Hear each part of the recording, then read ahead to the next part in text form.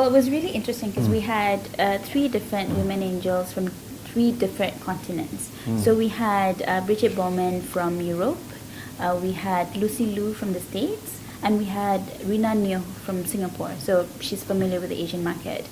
There was supposed to be another from Malaysia. Unfortunately, she was unwell, so she couldn't join us. But the perspective that came in was there is no such thing as how being a women angel either gives a really significant impact to the performance of the investment or not. There's no sufficient data to support that claims. Now, it's true what was discussed that women angels tend to be more cautious. They tend to be more conservative in their either valuation of whether it's their portfolio or themselves as the skills that they have. But as we grow this number, we'll be able to find a lot more confident women angels investing, and therein hopefully nurturing a diversification of the type of investments we have out there. I guess as a minority at the moment, because of the industries they're coming from, whether it's technology or high advanced innovations, there are more men. The women tend to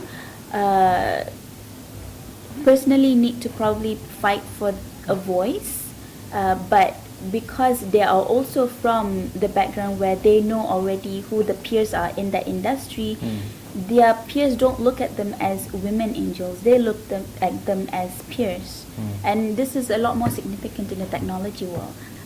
Of course, with the internet, that barrier is much lower now. But if you're trying to be, if you want to get a project done, you look at the person online as an equal or someone who would be able to either, would they be able to perform or not. That's pretty much it. But for women entrepreneur, again, it's very dependent on the industry that they're in.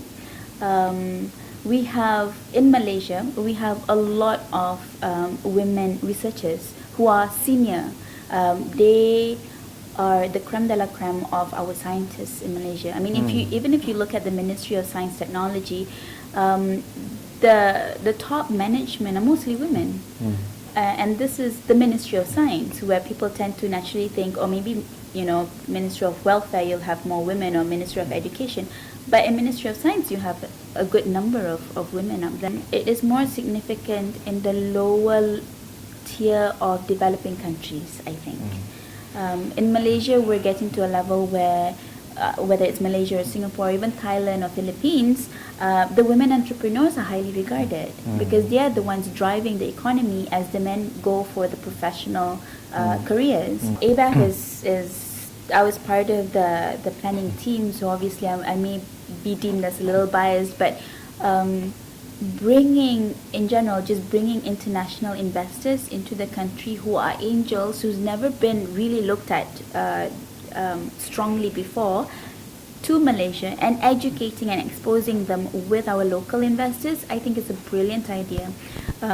There's a great role for angels to come in because venture capital firms are not able to come in at that early stage here because there's not enough exits here in Asia. So